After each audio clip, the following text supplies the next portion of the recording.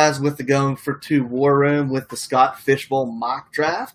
We are here at the 1.02, and I brought in Andrew Hall from the Pro Football Network. How you doing tonight, Andrew? Doing great, Ryan. How about yourself? Fantastic. So this your first Scott Fishbowl? You have been in it before? Or? I was in last year. Yeah, it was actually a lot of fun. So I'm looking forward to doing it again and doing better this year. Yeah, last year was a little rough, I felt like. There was a lot of misses. Where'd you pick from? One. I almost made the playoffs. I was right there. So I can only do better in my book. Exactly, man. Yeah, it's a lot of fun. Anything? You been in like chat groups for your pick, talking to some smart people in them? Oh yeah, going through a whole bunch of different options and kind of playing it out, doing a bunch of mock drafts too. You know how it is. Oh yeah, we've had a guy in ours. He put like a mock draft machine in just for the Scott Fishbowl, and it's been awesome. But you're feeling more confident this year with this kind of weird scoring and cool scoring?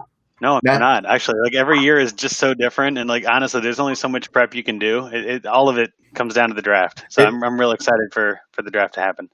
It really does, and it's awesome for that. All right, so first pick was in a little bit earlier, and that was obviously Christian McCaffrey. He considered a couple other guys, but it was too much upside and floor to pass up.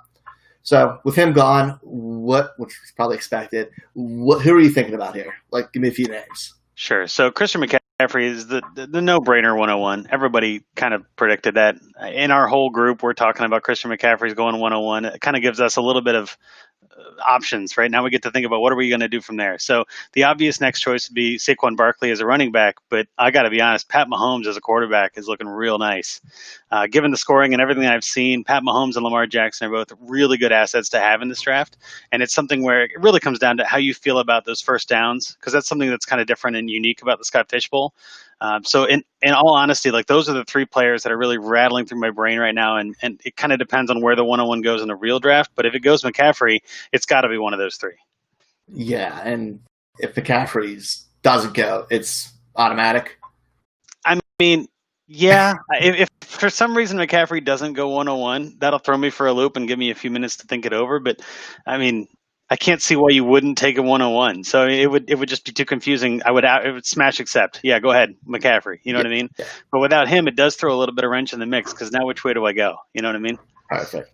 So are you leaning Mahomes, or who are you thinking then? I am leaning Mahomes. Yeah, the more I think about it, the more I realize that the turn back coming on the other way, there are a lot of running backs I can still get at that 2-3 turn.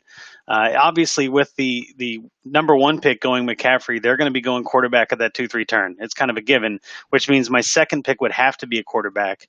And at that range, those aren't bad quarterbacks, but I'd much rather have what's left of the running backs at that range. So for me, yeah, I'm going Mahomes at 102. I think I don't want to say it's a no-brainer. I think it's up for debate. And I think in our group, we're kind of all kind of going back and forth on it. You know, what do we think? What do we want to do? But I can't see passing up Mahomes. He's just such a stud. You know what I mean? Like it's one of those things that set it and forget it for the whole tournament. I got to love that. I know Lamar had the 71 rushing first downs compared to 40 for the next closest QB. That extra 20-some point bump, that's not kind of leaning you one way or the other. It doesn't happen again. I just don't see it happening. Mahomes is just such a steady guy at the quarterback position. Lamar is great, but he's a high risk, high reward kind of player. And I want with my first pick as solid of a pick as I can get. And as much as I love Mahomes, as much as I love Jackson, as much as I love Barkley, all three of those guys are pretty good. But for me, I just feel like if I don't pick Mahomes, I'm going to kick myself later. Understandable. And you mentioned at the 2-3 turn, you're looking another running back and possibly another quarterback. Yeah, it kind of depends on who falls, right? There's so many picks between 102 and 211. It really kind of depends on how many people go. My ideal start would be something like Mahomes at 102, probably Sanders if he falls that far, maybe Jacobs, something like that as a running back in the 2 pick, because obviously McCaffrey going that pick there, you know they're going to go quarterback, running back would be my guess. And if I can get something like Andrews or Kittle at the 302 or something like that, I'd be happy with that. So, I mean, yeah, my perfect start would be something like Mahomes, Sanders, Andrews. You know what I mean? Like just something to blast those three out and be done with it.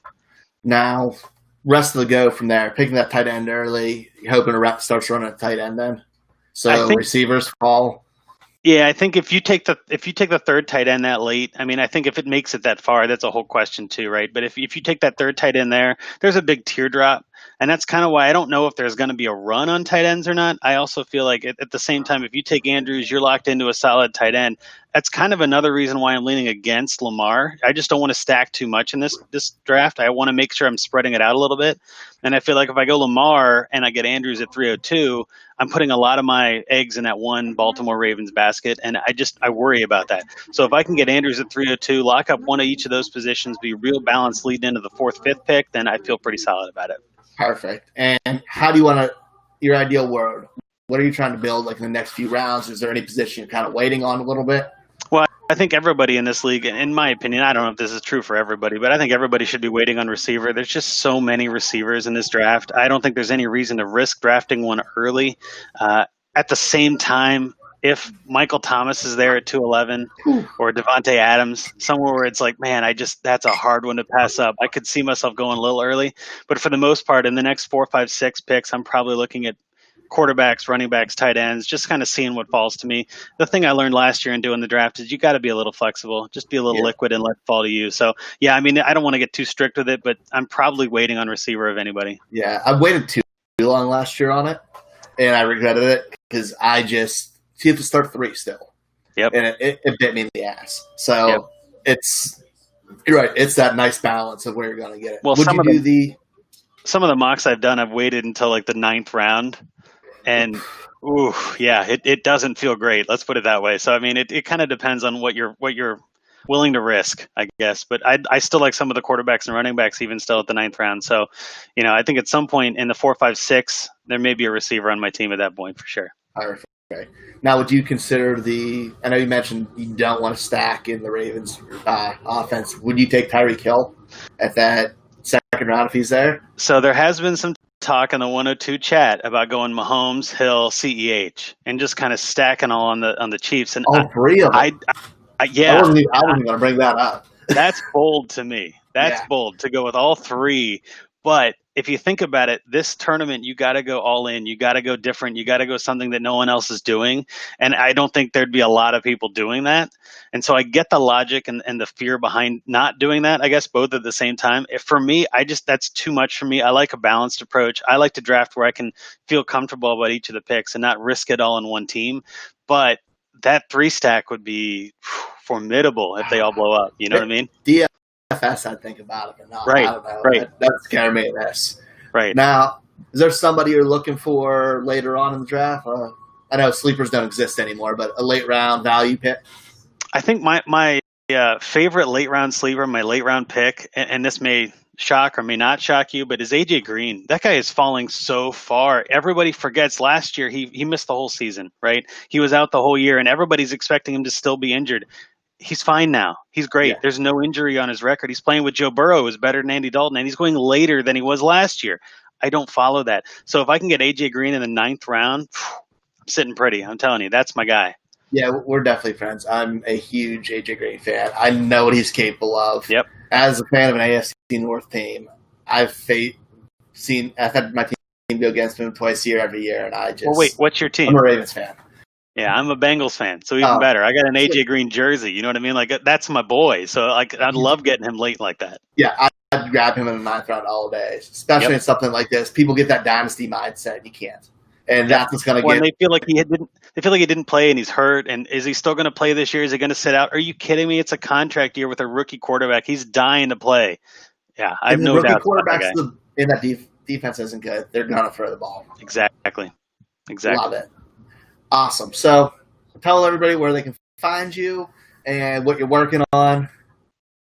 Sure. Yeah. So I'm on Twitter at Andrew Hall FF. I work for PFN at PFN 365. Our Dynasty team is at PFN Dynasty. We're putting out a ton of great content right now. We're doing a lot with analytics. We're trying to figure out ways to just differentiate ourselves like everybody else out there. But we really have a lot of stuff that's coming out this week. I know I'm working on some articles lately in the next couple of weeks here about wide receiver 2s that should be fantasy wide receiver 1s, teams that you might think that have a lot of receiver depth or somebody that is falling down on the radar, falling down in ADP. That's somebody that you can grab late, kind of like an AJ Green, but even, differently than that. I don't want to give it away, but the point is there's a lot of players out there that are going to be values this year that I think we can grab late and be a turn into a wide receiver 1, either in dynasty or redraft, whatever you're playing. Such as Michael Gallup.